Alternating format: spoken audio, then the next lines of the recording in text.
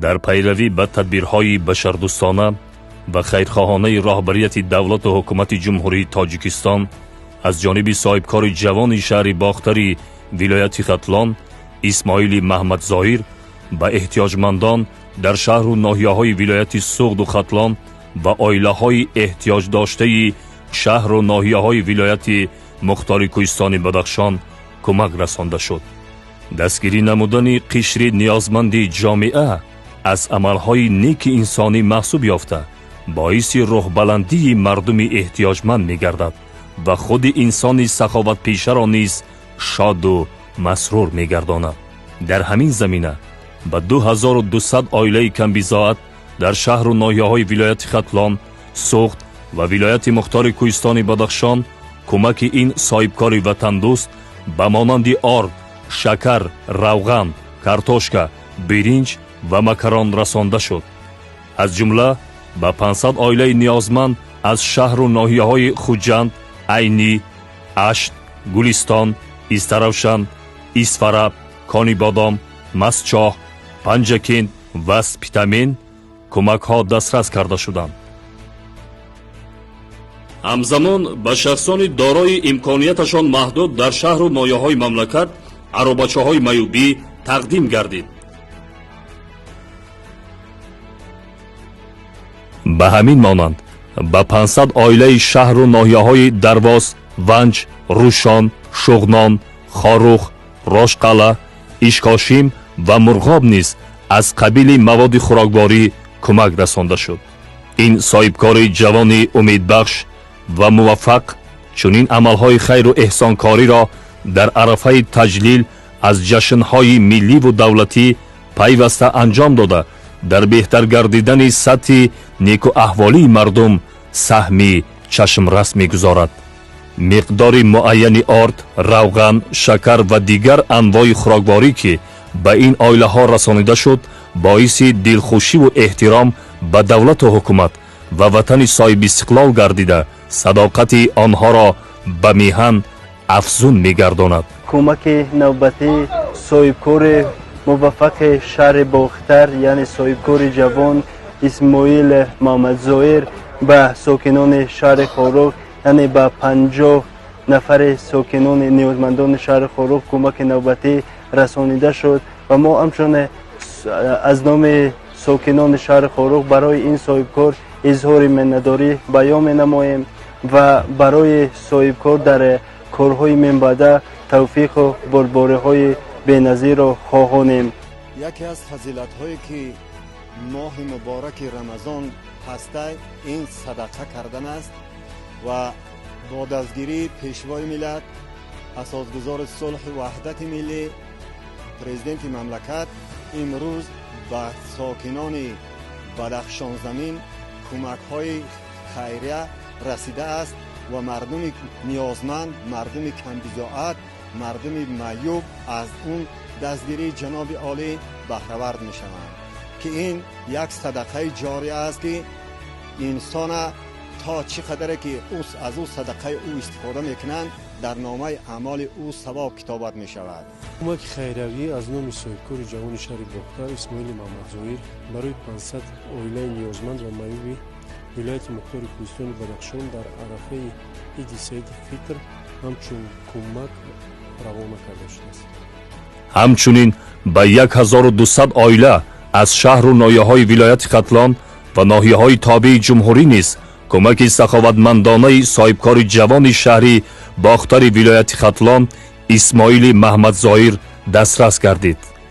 ساکنان ناحیه‌های عبدالرحمن جامی، دنغره، خراسان، تیمور ملیک، همدانی، واسی، مومن آباد، فرخار و شهر کلاب ولایت ختلان کمک را با خوشحالی قبول نموده برای باز هم آباد و زیبا شدن این وطن و زیاد شدن چنین اشخاصی سخاوت پیشه دست به دعا برداشتند.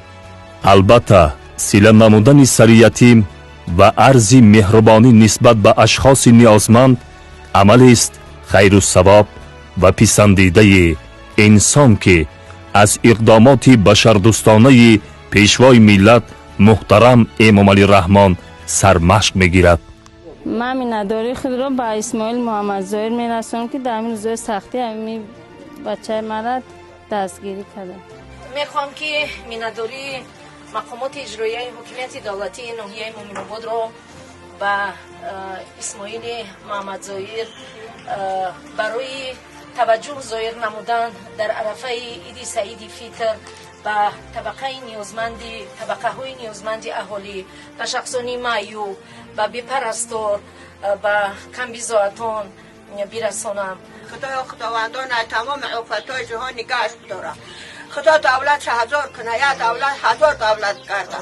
خدا خارش نکنه، تا مدام زندگانه دست کم آنشانش نتا در منای بچه دارش کنه، بچه هاش عمر دراز بسته همچنین به ضرر دیدگان آفت‌های طبیعی روزهای آخر نیز کاروان کمک رسانده شد که باعث هم روح بلندی جبر دیدگان گردیده حضور دولت و حکومت را در کنار آنها ثابت نمود. شهروند جماعت افتخار ناحیه عبدالرحمن جومی، من همین روزی 5 روز شد که ما در همینجا در همین حالتهای وضع بینیم. همین تمامی مردم دستگیری کرده. من رحمت به همین اسماعیل بچه اگر بچه هیوش بوده اسماعیل میگفتینش. من تمامی محصولات ما را آورده، شکر، قند و روغن و تمامی محصولات آورده، همه چی ما را تامین کرده. خدای تعالی عمر اول گذشته دراز کنه و خشان صاحب ایمان کنه. پروردگاری دنیا و آخرت هر خانه صدقه کردیشان خدای تعالی قبول بگردانه. رحمت به جناب عالی با دستگیریش که ما را تنها نگذاشت. امروز ما میدانیم که ما صاحب داریم، صاحب بقا داریم. رحمت به اسماعیل جان که من امروز قریب که 40 تن خوراک رایی کرد که امروز تقسیمات میشود. حکومت تاجیکستان تحت راهبری اساسگزار صلح و وحدت ملی پیشوای ملت پرزیدنت جمهوری تاجیکستان محترم امام علی رحمان وضع اجتماعی طبقه‌های آسیب پذیر جامعه را همیشه در مرکز دقت خود قرار داده وابسته بر رشد اجتماعی و اقتصادی کشور برای بهتر نمودن شرایط آنها پیوسته چاره‌جویی می‌نماید. آمین.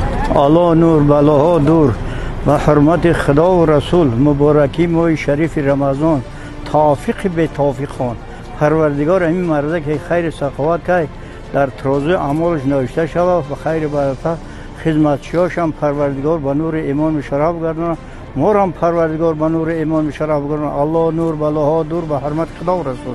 الله اکبر. سلام ما را و سلام ما را برسون. خداوند انی خیری کدگی اسماعیل محمد ظاهر را به درگاهش قبول گردانه، امشب دراز کنه، تنی سیات به وقت خشت اقبال و آروش بده. خداوند با عید هم بای به دولت کنه. الله اکبر. الله. ما مردم فرخور مینداری خود را در همین ماه شریف رمضان که همین برادر اسماعیل جان محمد ظاهر صدقه کرده است به همین مردم مینداری بیان میکنیم پروردگار 100 کنه 100,000 کنه و به اقبالش نکنه. در سیاست اجتماعی حکومت کشور دستگیری مالیوی مؤسسه های حفظ اجتماعی و عائله های کم بساعت افضلیت دارد و این برتریت در سالهای من بعد نیز باقی میماند.